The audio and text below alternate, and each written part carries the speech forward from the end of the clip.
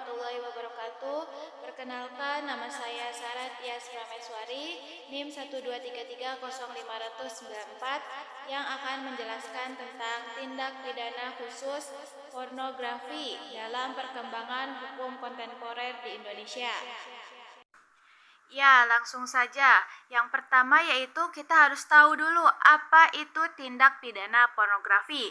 Pornografi merupakan perbuatan, gambar, tulisan, suara, atau bentuk komunikasi lainnya yang mengandung muatan seksual dan melanggar norma kesusilaan. Dalam konteks hukum pidana, pornografi dipandang sebagai perbuatan yang dapat merusak moral, kesusilaan, serta ketertiban umum, terutama apabila melibatkan anak atau disebarluaskan secara masif melalui media massa. Selanjutnya, yaitu pengaturan tindak pidana pornografi di Indonesia. Tindak pidana pornografi diatur dalam beberapa perundang-undangan. Yang pertama yaitu ada KUHP, Kitab Undang-Undang Hukum Pidana. Diatur dalam pasal 281 sampai 283. Mengatur perbuatan yang melanggar kesusilaan di muka umum, penyebaran tulisan atau gambar cabul, serta perlindungan terhadap anak dari perbuatan asusila. Yang kedua ada Undang-Undang Nomor 44 Tahun 2008 tentang pornografi. Merupakan regulasi khusus, yaitu lex specialis yang mengatur secara komprehensif mengenai pornografi.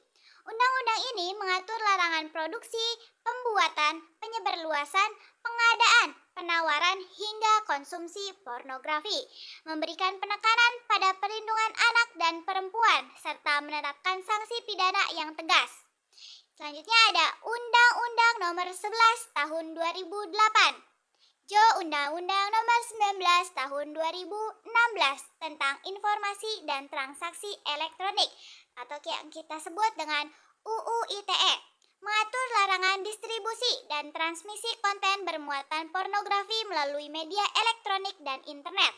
Yang terakhir ada Undang-Undang Nomor 35 Tahun 2014 tentang Perlindungan Anak, memberikan perlindungan khusus terhadap anak dari eksploitasi seksual dan pornografi anak.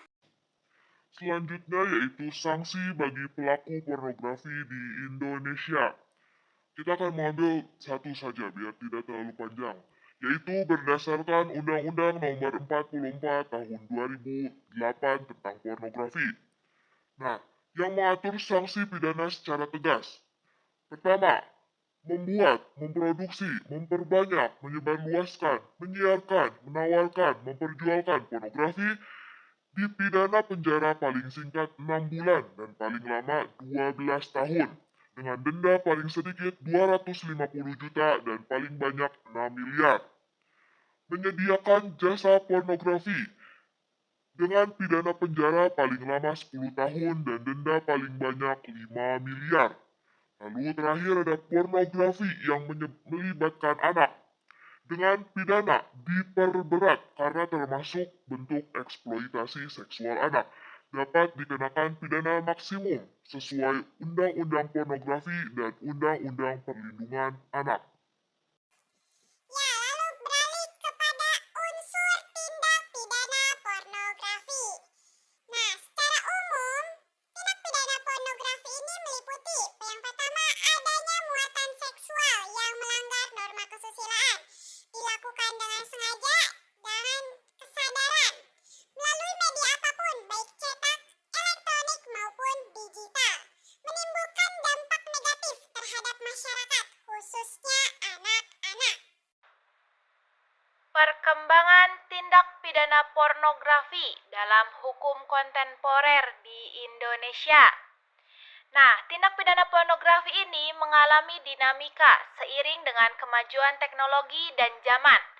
Nah, perkembangannya ini yang pertama ada digitalisasi dan media sosial, menyebabkan pornografi semakin mudah diproduksi dan disebarkan sehingga penegakan hukum tidak lagi terbatas pada media cetak atau fisik.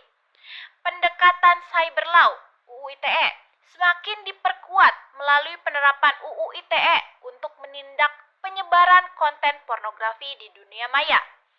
Yang ketiga, pendekatan perlindungan korban, khususnya anak dan perempuan, menjadi fokus utama dalam kebijakan hukum pidana modern. Perdebatan HAM, hak asasi manusia dan kebebasan berekspresi, di mana pengaturan pornografi ini sering dipertentangkan dengan hak atas kebebasan berekspresi dan budaya, sehingga menuntut penafsiran hukum yang proporsional dan kontekstual. Dan yang terakhir ada refleksi dalam konteks hukum kontemporer.